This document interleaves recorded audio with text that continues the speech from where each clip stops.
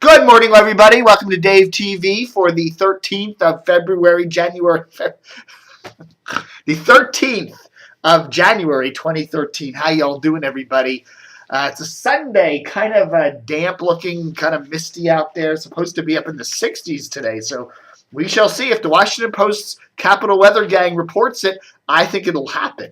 Funny thing today, I get my, I'm one of those old codgers who still gets his post delivered, comes on the doorstep. It's usually always there. Get my post today. It was missing the TV week, the Sunday TV week, and I get billed an extra 25 cents for that TV week, and it didn't come. So I went on the interwebs, and I found, went onto the Washington Post page, their subscriber services, and I typed in, and I checked the little thing that I didn't get my TV week.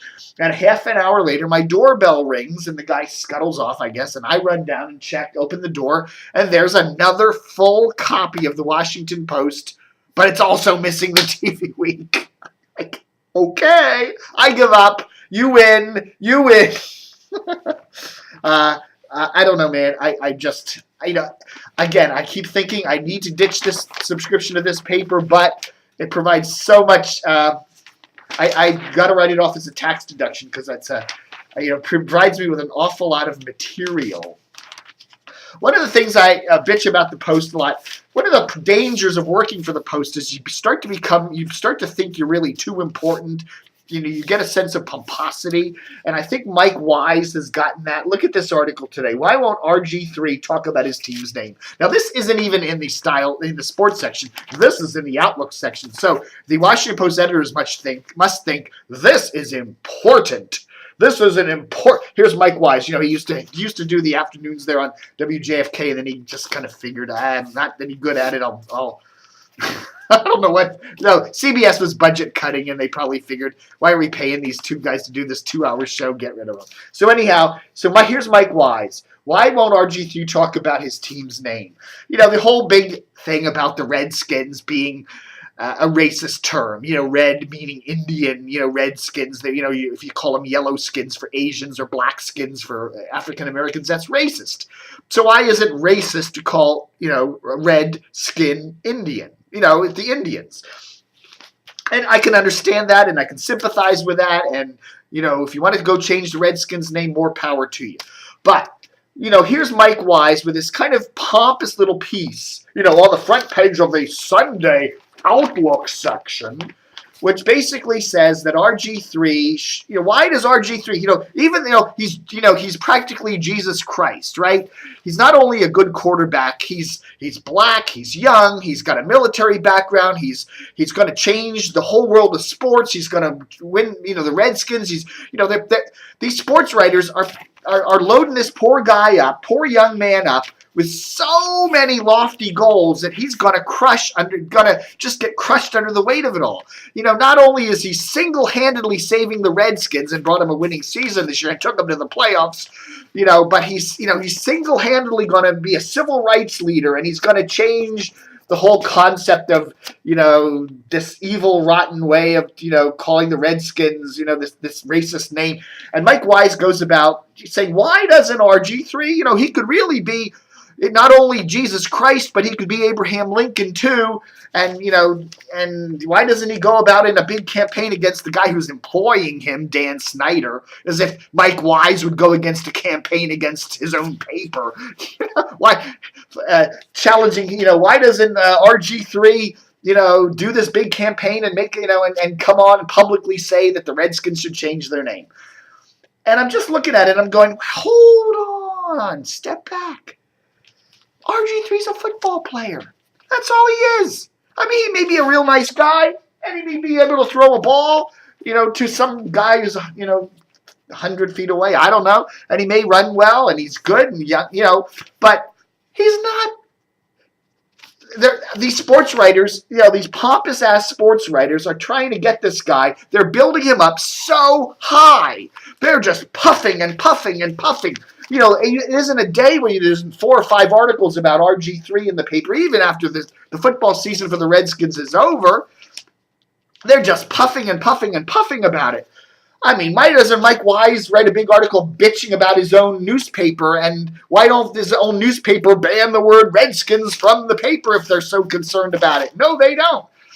I have to, if I give some advice to RG3, I'd have to say to him, RG, Robert, Bob, whatever you call yourself, keep your distance from these sports writers, especially these guys at the Washington Post, because they're out. They're going to build you up and then they're going to tear you down. Okay. Now, whether that teardown comes from an injury and you can't play well next season, or some other thing happens to you, it's going to happen to you.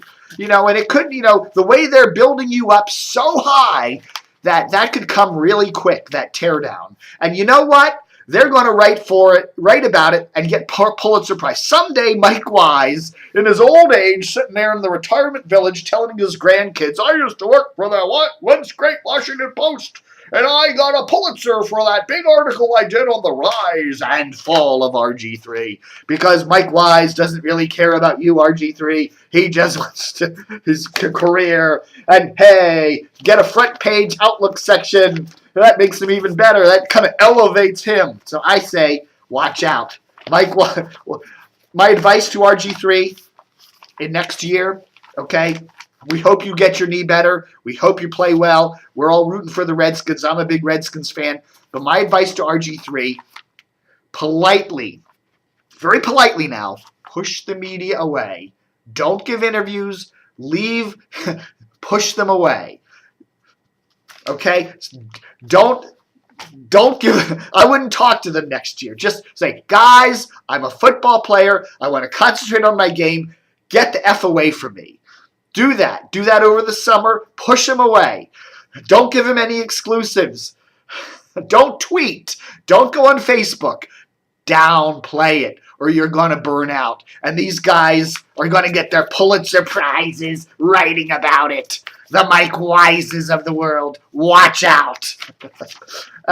Interesting today. I was wondering, why is Allbritton writing an obit, a paid death notice there for Joe Allbritton, who passed away last month? Why are they running it now in the middle of January? Well, of course, now I get it.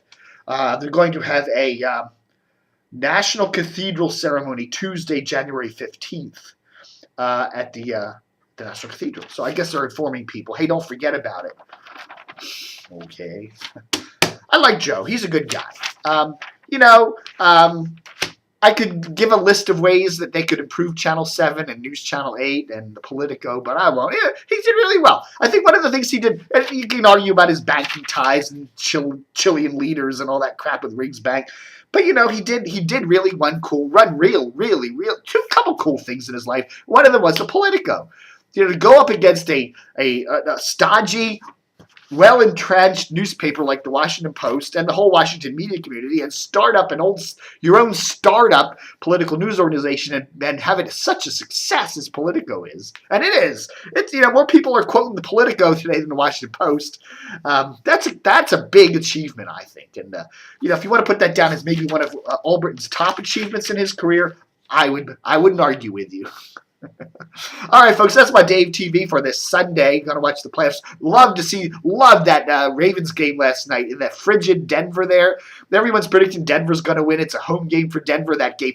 Denver gets ahead, and the Ravens tie. Denver gets ahead, Ravens tie. Denver gets ahead, Ravens tie. And then they're tied. Overtime. Double overtime.